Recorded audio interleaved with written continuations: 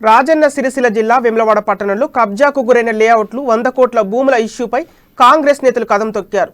100 కోట్ల భూములను వెలికి తీయాలంటూ మున్సిపల్ కమిషనర్కు వినతి పత్రం ఇచ్చారు కాంగ్రెస్ నేతలు.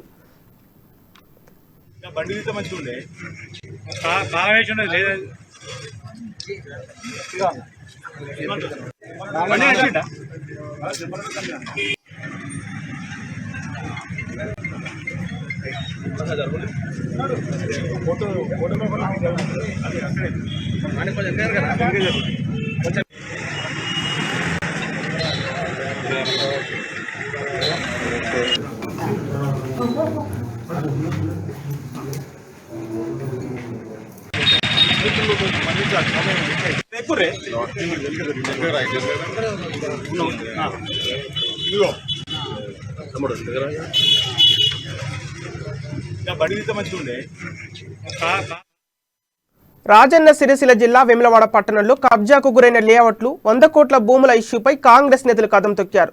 100 కోట్ల భూములను వెలికి తీయాలంటూ మున్సిపల్ కమిషనర్కు వినతి పత్రం ఇచ్చారు కాంగ్రెస్ నేతలు. భూములను వెలికి తీయని ఎడల కాంగ్రెస్ పార్టీ ఆధ్వర్యంలో పెద్ద ఎత్తున ధర్నా చేపడతామని హెచ్చరించారు. 100 కోట్ల భూమి కబ్జా జరిగిందని అధికారంలో ఉన్న ఎమ్మెల్యే అనడం మూర్ఖత్వమని కాంగ్రెస్ నేత ఆది శ్రీనివాస్ అన్నారు. మీకు చేత కాకపోతే మా కాంగ్రెస్ పార్టీ ఆధ్వర్యంలో వెలికి తీస్తామన్నారు.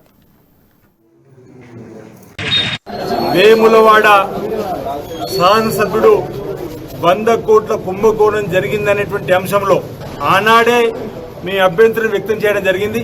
అధికారం ఉన్న నీవు ఒకవేళ 100 కోట్ల కుంభకోణం జరిగిండుంటే ఎందుకు వారిపై చర్యలు తీసుకోలేదు? వేములవాడలో భూ కబ్జాలు జరిగితే నీ చేతిలో అధికారం ఉంటే ఆ కబ్జాదారు నుంచి ఆ భూమిని ఎందుకు స్వాధీనపరచుకోలేదు? 2014 ఎన్నికల కంటే ముందు కూడా ఎన్నికల్లో లబ్ధి పొందడానికి మాపైన భూ కబ్జాదారులని చెప్పిన ముద్ర వేసి ఎన్నికల్లో గెలిచి 2018 ఎన్నికలప్పుడు